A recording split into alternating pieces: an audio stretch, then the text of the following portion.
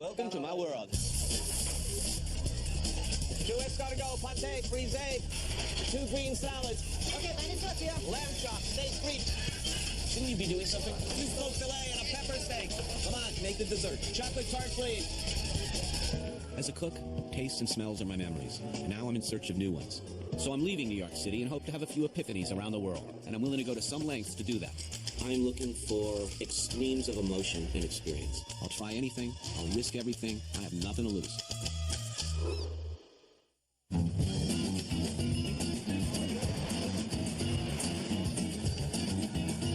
Melbourne, Australia. Melbourne, the epicenter of the new frontier, the new Wild West of cooking. This is a place where, well, some pioneers came and created something where before there was nothing.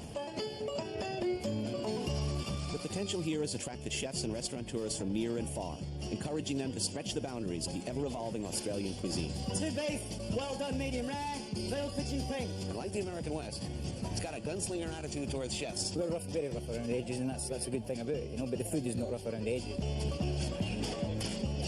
We're crossing tradition with new world in Australia.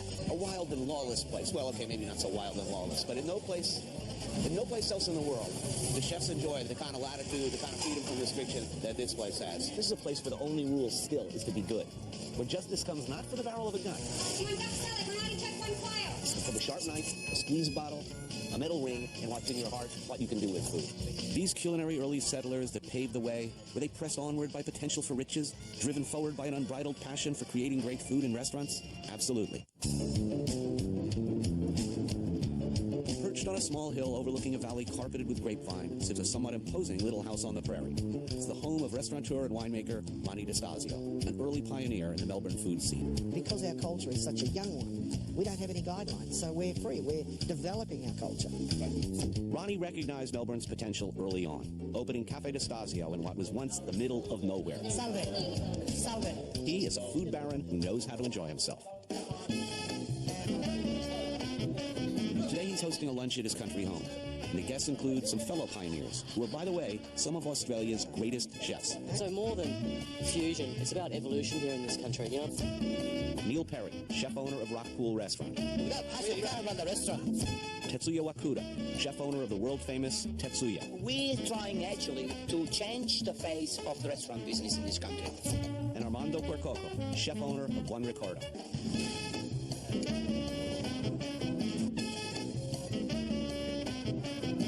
Here you've got chefs drawing on influences and product from all over the Pacific Rim and Asia, and restaurateurs with unbridled ambition, always looking to keep old customers and make new ones. We've got Asians, we've got Europeans, we've got the stuff growing in the ground here.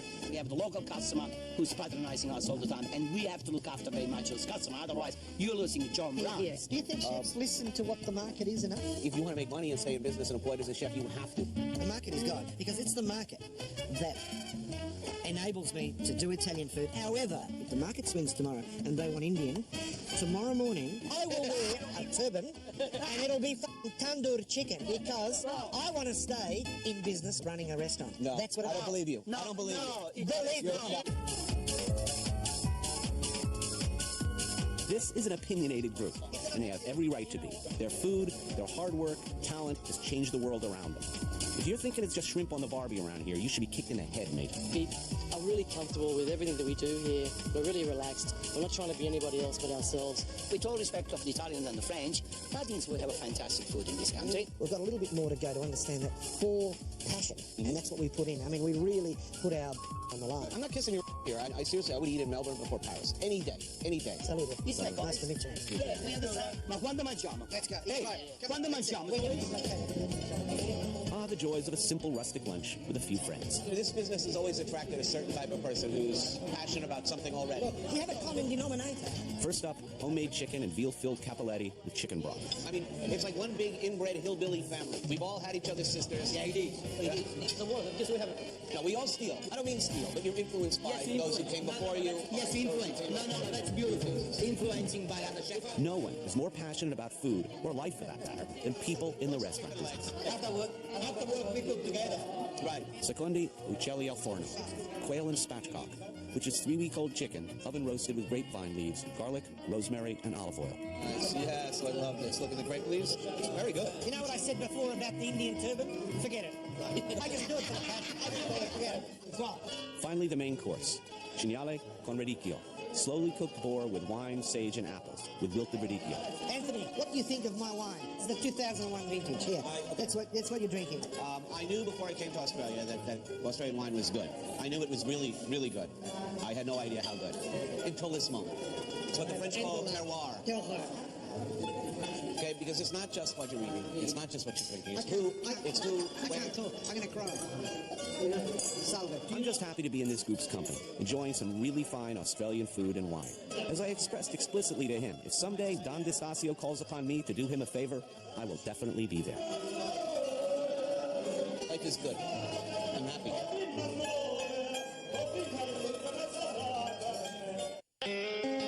I mean, it kind of looks like the Great American West, doesn't it? You know, when you're talking about new frontiers of food, this fits right into our theme. It looks like the cowboy country. We even got cows. Or is that a steer? How will I find out? Let me see. Yeah, steer. To have a gold rush, you need gold. To have a foodie gold rush, you need raw ingredients and people who know what to do with them. We're going to talk to Richard Thomas today, who is responsible for a large sector of that good ingredient. There's no room for compromise on the steak, is the way I see it. Richard makes cheese, and he has a passionate views on the subject of cheese. In fact, this is a sort of a pet project, pet passion of mine, the whole safety versus flavor issue, and I'm sure he has a lot to say on that. Welcome to our humble cheese factory. Richard is the wild man of Australian cheese. He's been passionate about cheese making for over 30 years. 1971, backyard in a working class suburb in Melbourne, and I just bought a piece of Gorgonzola del Gelato. It was a changing point in my life. I went from scientist to cheesemaker without even having a choice in the matter. Ever wondered, what do I want to do with my life? Meet a man who knows what he wants. So what are we making here? We're making bocconcini here. What's happening here is the cheese has been fermented by quite a natural process. When it arrives at exactly that spot, and Joe knows when that is, he dumps pieces of curd into the boiling water, at which point it's stretched, and you get the strands of protein. When they're at the right consistency, the machine fires up and you'll see it moulds the cheese into small balls, a work usually done by hand. He's the master. Cheese master. Want to get a good cheesemaker excited? Ask him about pasteurized cheese. I usually kiss people that ask me that question. It first of all destroys all of the range of flavour-producing bacteria that come naturally in the milk. Well, you know, bacteria is not a bad thing. The story of food is a story of fermentation, rot, and gamesmanship with those dark forces. You are exposed to no bacteria on a regular basis. When you eventually are exposed, you will, of course, get ill. I mean, if you live in a hygienic, shrink-wrapped world and then travel to Mexico and have a decent taco in a meat stand, one of life's great pleasures, by the way, you will, of course, fall ill because you're not used to it. There's very powerful resistance to making raw milk cheeses in this country. Right. As in America, it's technically illegal. You virtually nowadays have to break the law to really enjoy yourself. The greatest cheeses in the world undeniably are made from raw milk. I get a kind of madman, maverick type of reputation. You know, I can't compromise on flavour, for example, with cheese, and this is why I get angry with those people that would want to crush the flavour out of everything that we do. Flavour is the essence of food. Richard knows what he's talking about, and I think he's absolutely right about everything.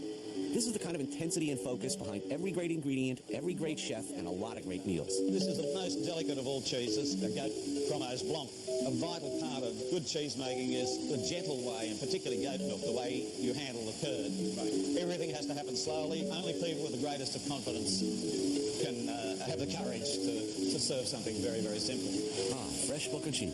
Doesn't come any fresher than that, I can tell you. Still warm. Oh, it's lovely. The future for our cheeses is really to pump more flavour into them, to get them to always have the aim of looking at what the best that is around and saying, let's try and equal that. This is a guy not just fighting to win, but a guy fighting for what he really believes in. The last frontier, as far as I'm concerned, is that of fermented foods. My responsibility is to continue to push those boundaries of flavour. Richard's not alone in his unflinching pursuit of flavor. There are others. Melbourne seems to attract them. Don't think in only money, money, money. Only thinking to do the right things. And that is good for everybody. Like Angel Cardozo,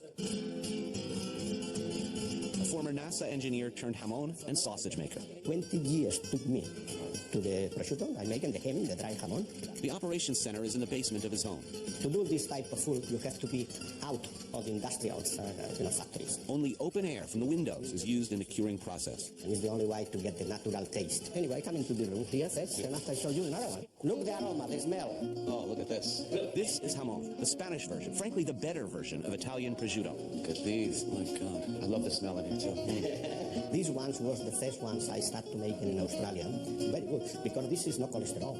Angel tells me that jamon, when it's been cured for over a year, has no cholesterol. Very good for our health. Did I hear that right? No cholesterol in year-old cured meats? Americans are very afraid of fat. If it's not fat, it's not taste. Yeah, and no texture, nothing. Well, that's something very special, isn't it? Ooh, that's good. Great taste, nice smell. The fat for me is the best. Yeah, me too. Speaking of fat, a little something to eat. Homemade salami, jamon with melon, and a Spanish tortilla, an omelet with potato, onion, and chorizo. Real flavor. Yeah. The fruits of over 20 years of hard work. Yeah. I knew this was going to be great before we even sat down. This is the way heaven should look, you know, lots of beautiful pork products hanging from hooks. Never mind heaven. It should look like this on Earth all the time. You know the old wives' tale, young gunslingers don't make good chefs? It ain't true. Even though I'm an old fart myself, I guess my sympathies are always going to lie with the young Turks. One large jab in the claw. 2 dry, 1 veal, 1 beef medium rare, 1 spinach. Husband and wife team Donovan and Philippa Cook are the new guard. They're doing some extraordinary work at Melbourne's Ondine restaurant. Smash, tall lady quail, chicken veal. What are we going on next, please? Both Philippa and Donovan were classically trained in France and England. Where I come from, it's fish and chips. None of this. I think Donovan is a natural, a genius. Are we dressing here or what? His sauces are second to none. Need to move it now, huh? We're going to go down, kids. Tonight, Donovan is short-staffed. Philippa is having dinner with me. So out of here. It's a really rowdy bunch out here. There is this sort of Wild West gunslinger sort of new frontier thing going on here that I find really refreshing. The performance and the chef's the star. These two are sourcing the best ingredients Australia has to offer and using techniques both classic and new. What gets them in the door the first time is the chef. Obviously, what keeps them coming back is the food. You know, in certain other cities where chefs are rushing to get hairstylists and voice coaches and media trainers and elocution teachers, I don't see a lot of that here. Can you see Donovan being packed off to media training? Don't scorch your spinach. Don't season them, then or what? Send it. Off that section. They're going to answer me. Where is it? When I first met Donovan, I thought he was quite cosmopolitan and quite sophisticated, but it's only because I didn't understand what he's saying.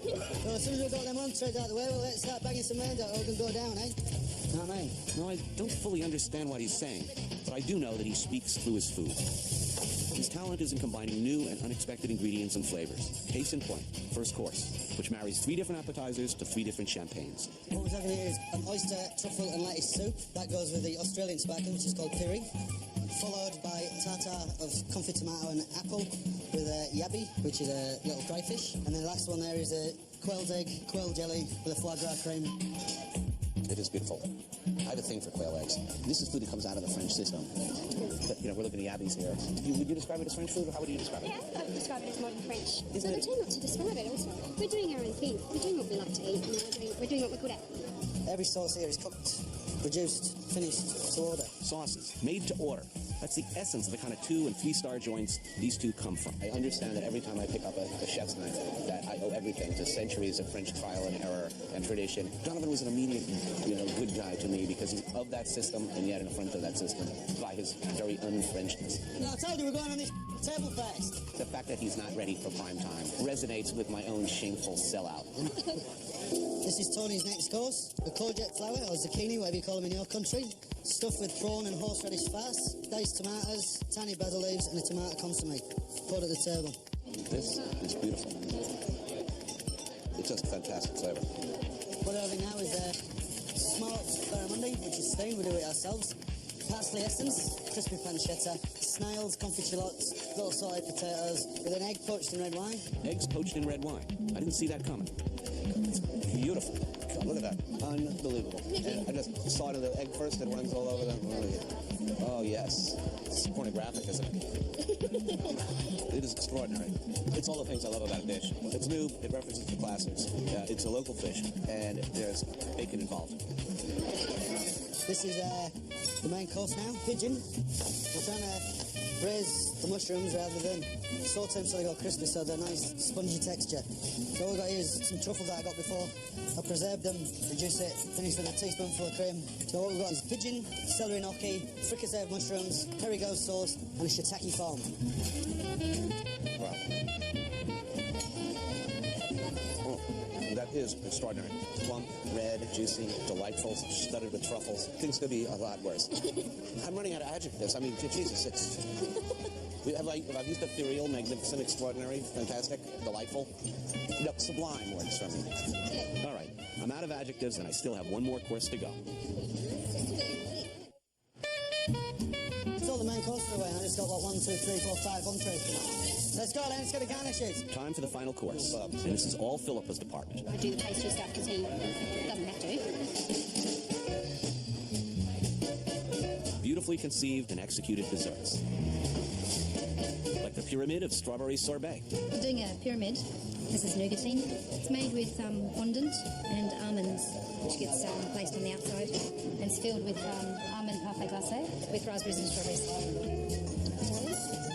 That's beautiful. It's got a Pink Floyd crashing into this, you know, it really is. Oh, man. It's beautiful. This is one of those kill me now desserts. It's normal white fondant, caramelised really slowly, and then poured over toasted almonds and flash it in the oven so that it melts. It's really pain in the ass, but it's really The oven really tastes good. So many pastry chefs would. This would be construction material for them and not something utterly delicious. And beautiful. So good. These two truly deserve to be recognized, so take notice. Let's go see El Jefe. I was pigeon like that. That was sublime. Worth a 20-hour flight from New York just for this. There's a special place in heaven for you, man. You're getting in.